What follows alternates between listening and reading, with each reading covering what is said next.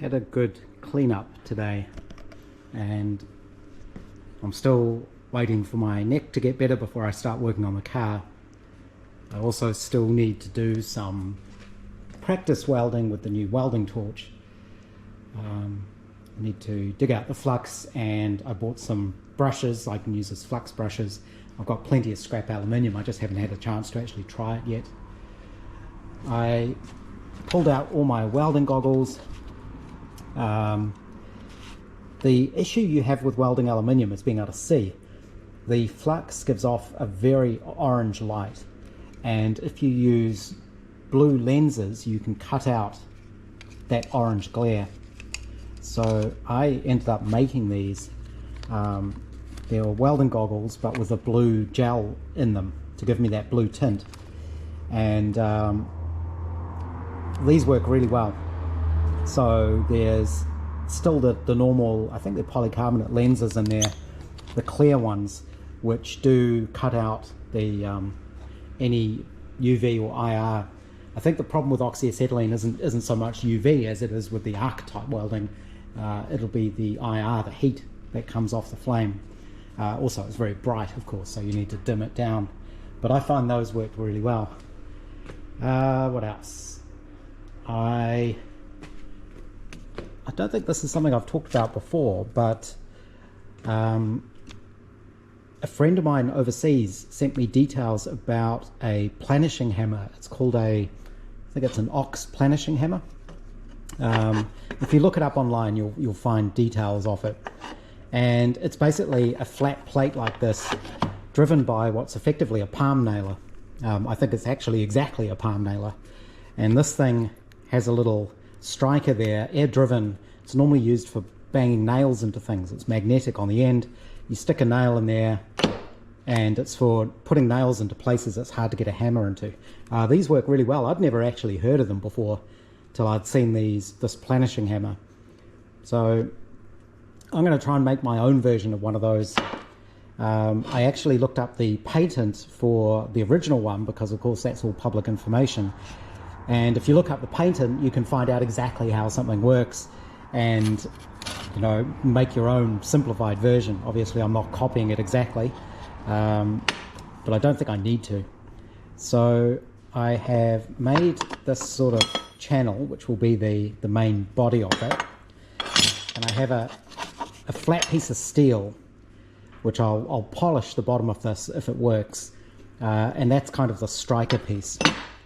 And what I will do is drill a hole through this, countersunk on the bottom so it's smooth on the bottom, and that will bolt that bottom piece to the top piece in one place, somewhere about here. So this end is effectively cantilevered. I have some countersunk screws to do that. And then what I'm thinking is I will modify this. You can take this apart.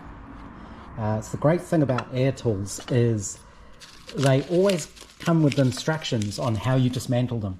So this was really cheap. These things aren't expensive, and you can see exactly how it's put together and how to modify it.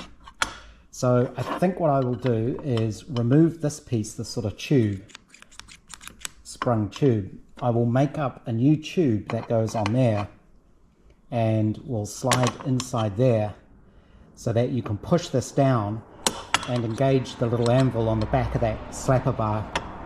And what I will do is I will extend this out. I'll machine up a bar, I think.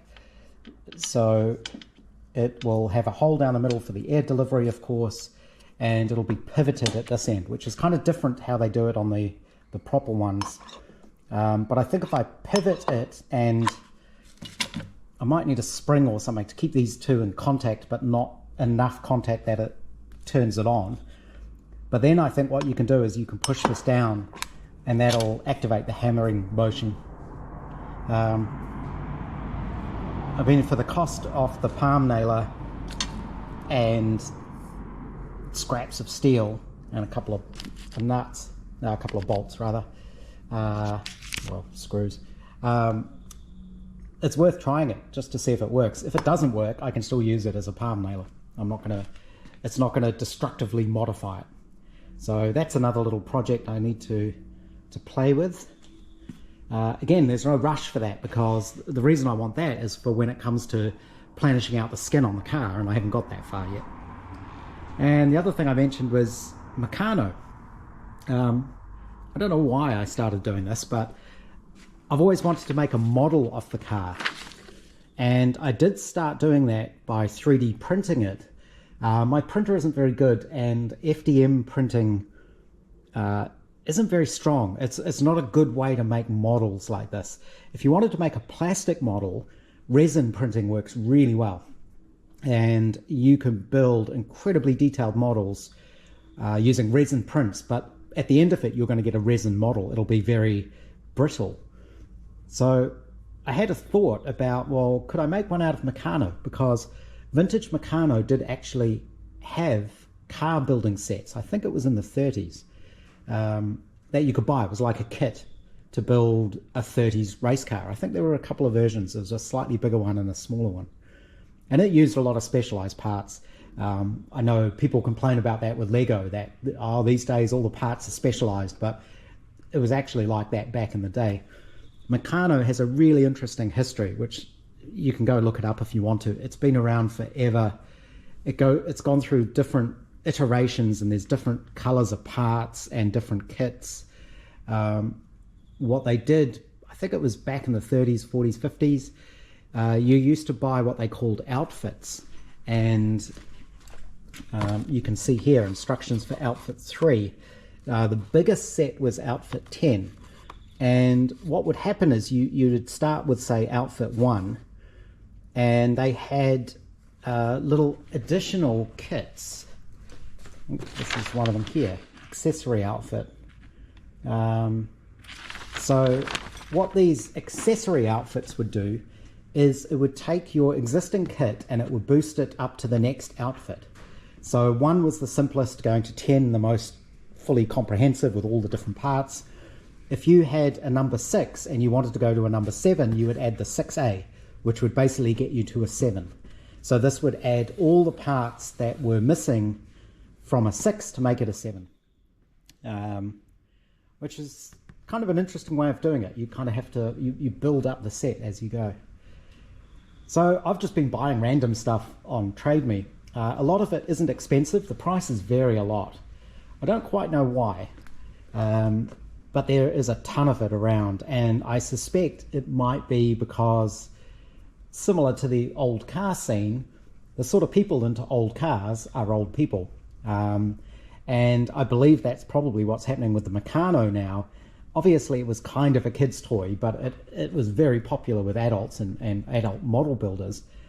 But I think that was an older generation, and they're all sort of dying off now, and their families must be selling off their random collections of Meccano, which is good. So I've been buying it, and I've got all sorts of bits. The problem is you start realizing the bits you need that you don't have.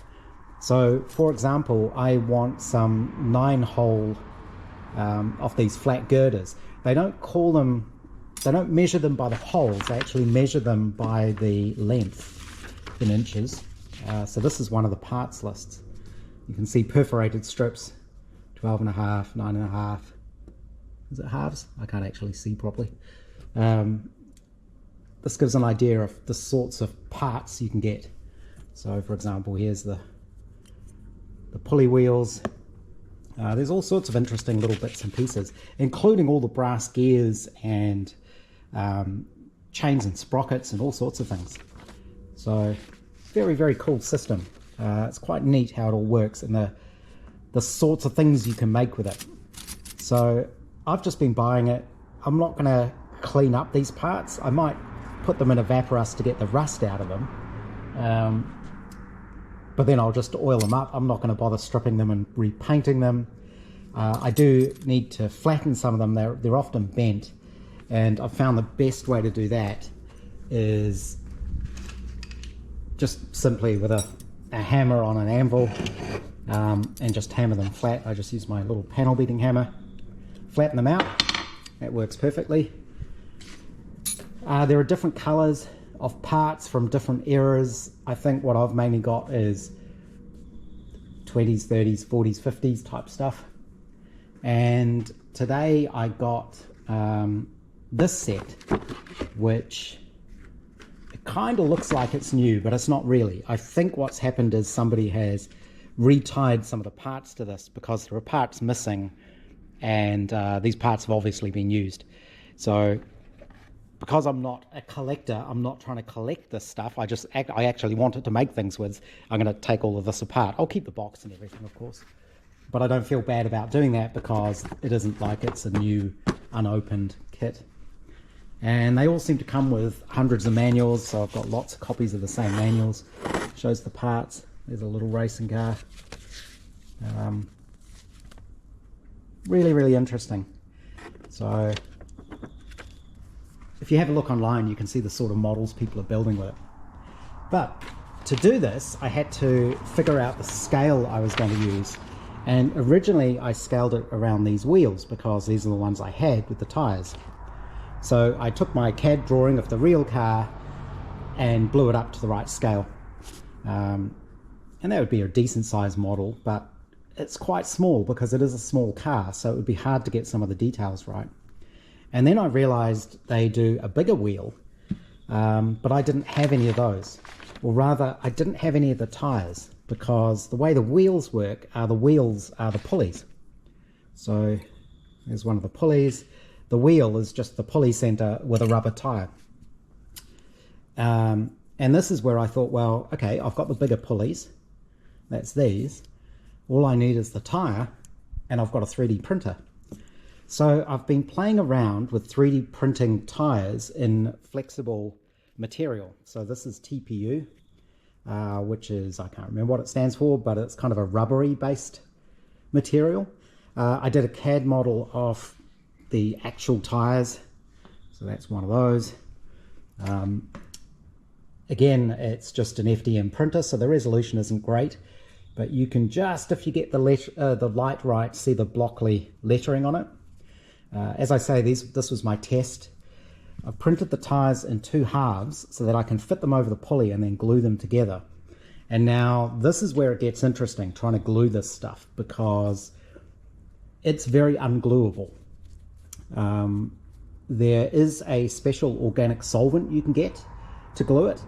I don't think I can get that easily here, at least not in small quantities. Super glue doesn't work. Epoxy doesn't work because it's too flexible. This was an experiment I did using black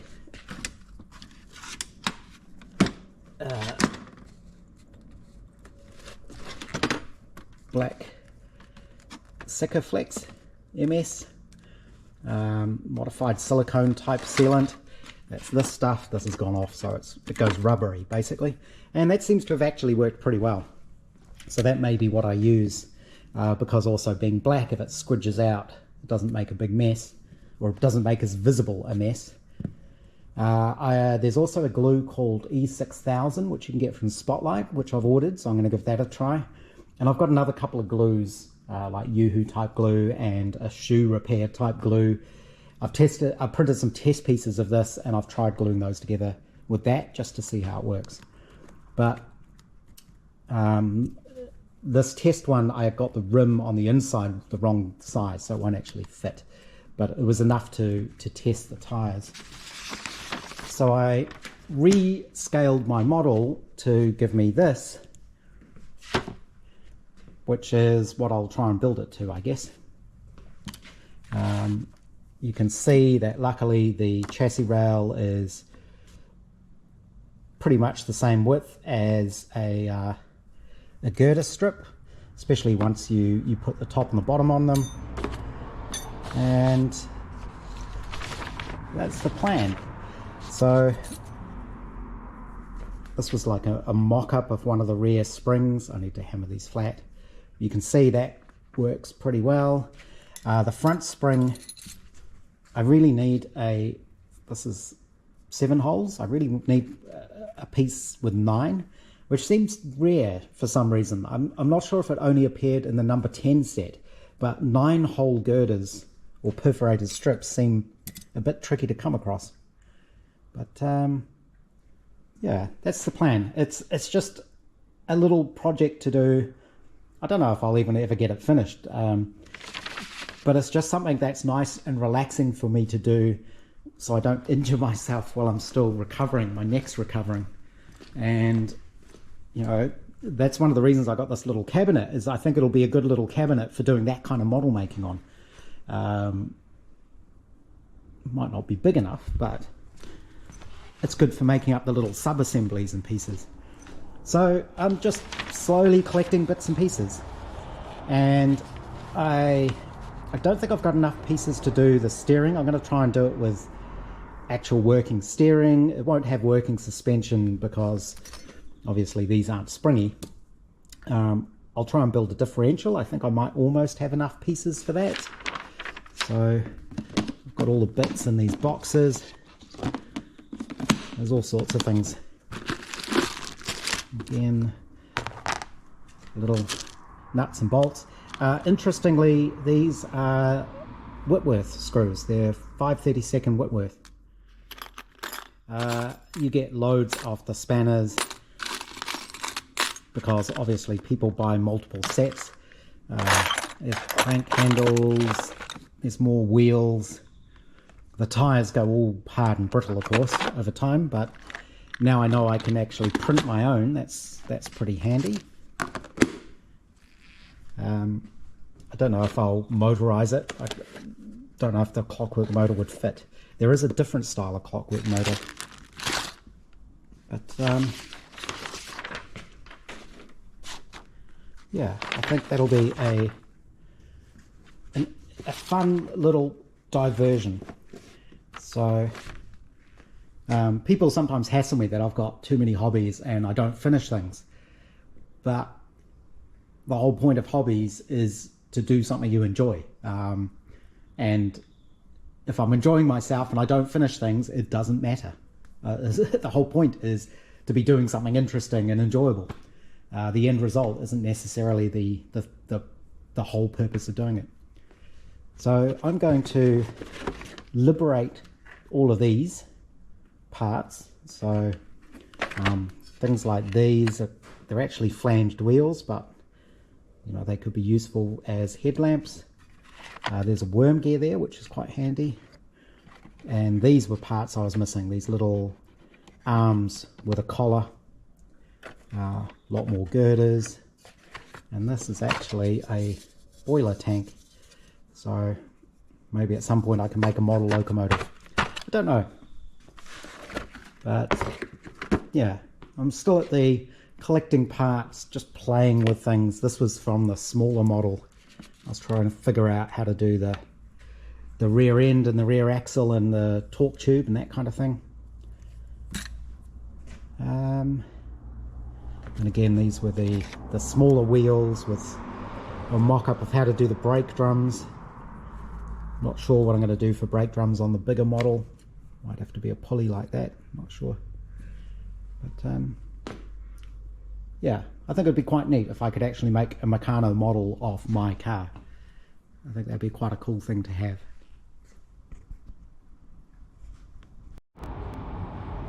Definitely that set had been made up of parts from different sets because they were different colours. I think there were pieces from different periods. That's fine. I only ever had one Meccano set myself as a kid, and I cannot remember which one it was.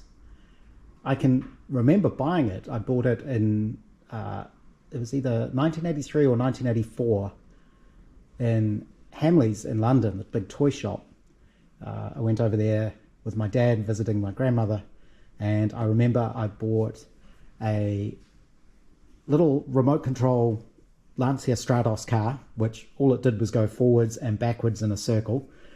I bought a Mammoth steam engine, one of the little small steam engines, which I still have, and I bought a Meccano set because I figured I could make things to drive with the steam engine. But I can't remember what set it is, and when I look at all the websites now trying to figure out what set I would have bought, none of them seem to match what I can remember. So from that period, the sets should have been, I think they were yellow and blue then, but the one I had was definitely red, because the one piece of it I still have remaining is a base plate like this, exactly like this. And the reason I still have it is because when my uncle moved from the UK to New Zealand, he gave me his old Mammoth steam engine, and the base of it was rusty or broken, or there was some reason why I couldn't use that original base. And I ended up mounting it to my Meccano set base plate, which is red. So I'm a bit confused by that. Maybe Hamleys were selling off old stock. Not sure. But that is the only piece of my original Meccano set left. It wasn't a very big set, I can remember that. It was one of the smaller ones, but when you're a little kid and you've only got your pocket money that you've been saving up for months to spend on your big trip overseas, there was only so much I could get. So yeah, that's my Meccano story. So I'm kind of coming back to it later in life, let's say.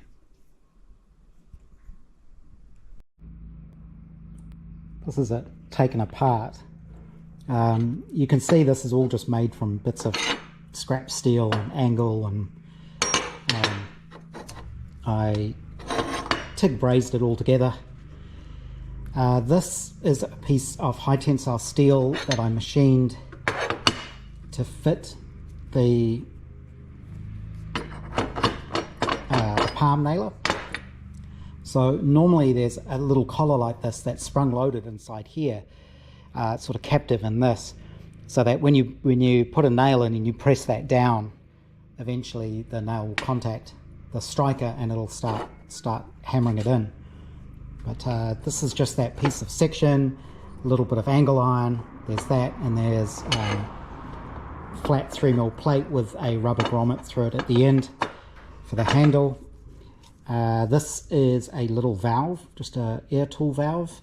Very, very simple valve. It's not a needle valve or anything, it's just a simple rotary valve, but at least it lets me turn it off. And you can actually adjust the strike with that.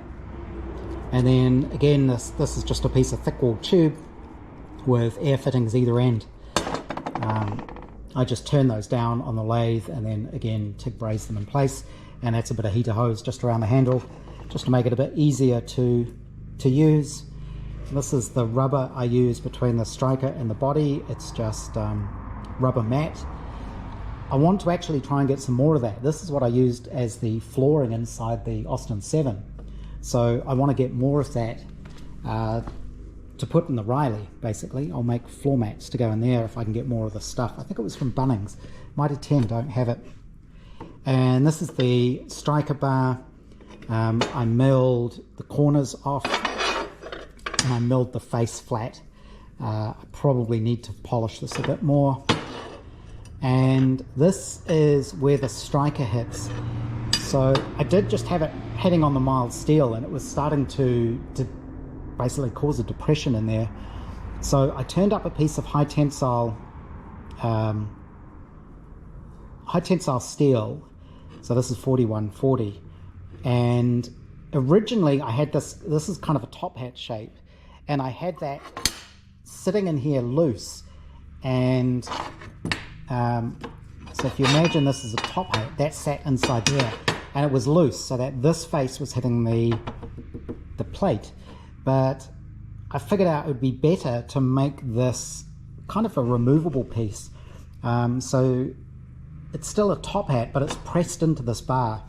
It wasn't pressed in when I first used it. It was quite a loose fit, but after a bit of hammering, it kind of rivets itself in there. And the idea is, if this wears out, I can replace it. Not quite sure how I'll get it out. It might be enough that you can sort of grip it and just pull it out, but it's kind of a tight push fit. And that's basically it. I did recently get some new cutters for my mill. So this is a carbide cutter instead of these cheap high-speed steel ones that it came with. It came with a kind of kit, and these are kind of crappy, so they're not very good. Going to this thing is a revelation for me. With those other cutters, the mill would always vibrate and it just wouldn't cut well. With these, it's just 1/2 inch, and I got a kind of roughing end mill as well. I had to put the mill onto the fastest speed, so it really motors now. But this just cuts beautifully. Compared to those high-speed steel ones, this cuts through that mild steel like it's not there. So I was able to mill all of this flat. I had to mill the corners because, of course, this box section is curved. So the corners were milled out just to clear that. And yeah, really that's it. Like I say, it's a bit hard for me to show it working at the moment, especially with little bits and pieces. So maybe when I get to actually doing the car body, I can show it a bit more then.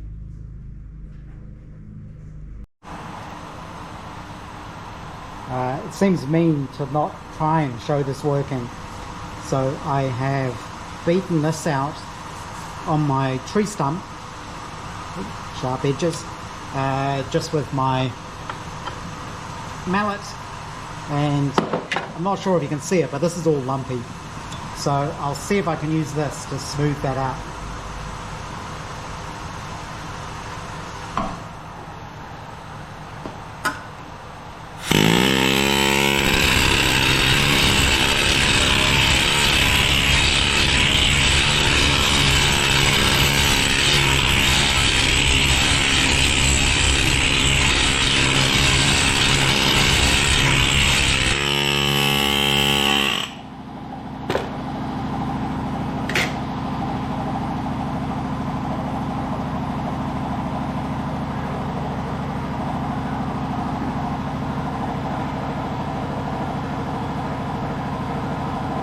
Wait for the compressor to stop.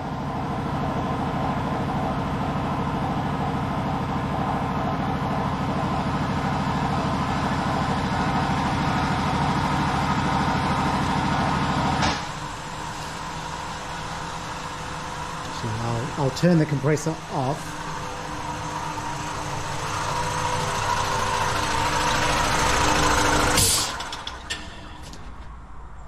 Good gourd harvest this year. I've got a leak from somewhere, so I can shut that off with that valve.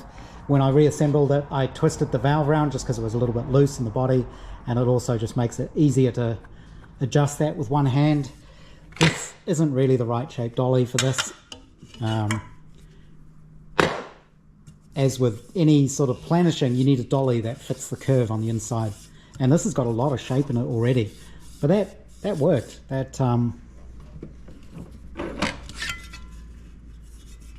That's been smoothing it out. Like I say, my surface finish isn't the best, but given I'm going to paint it and it all gets filed and sanded anyway, I'm not too worried about that.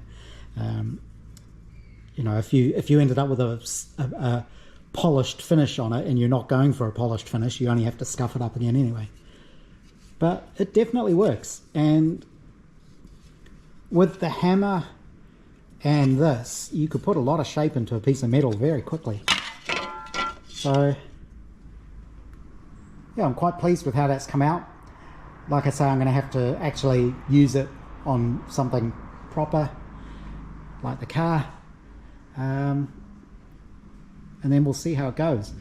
And also, this piece of metal is now, I've been working this quite a bit, so it is hard. It's gone very, very hard. I think if you annealed it first and then use this, it'll move the metal really quickly. Oh, you can see how much shape there is in that. That's a lot. It'll move a lot of metal really quickly, and harden it as it goes. So yeah, I think that was well worth the very small cost, and like I say, a couple of days messing around. Reading the patent is really useful to find out how something works, or to understand the reasoning behind something. So you know, that helped figure out a good way to build this.